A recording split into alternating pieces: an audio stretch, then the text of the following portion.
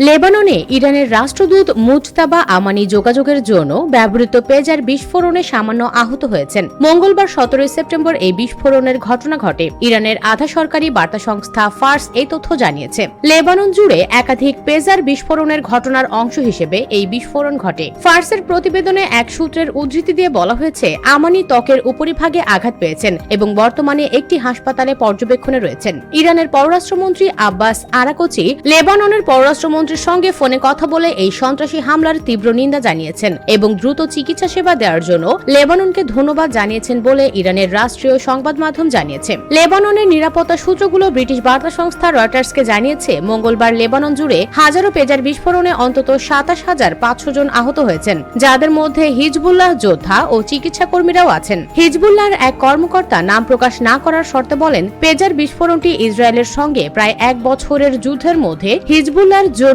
সবচেয়ে বড় নিরাপত্তা ভঙ্গের ঘটনা। ইরান সমর্থিত এই শক্তিশালী লেবানিজ ইসলামপন্থী মিলিশিয়া ও রাজনৈতিক সংগঠনটি ইসরায়েলের শত্রু হিসেবে পরিচিত। US Bengal desk.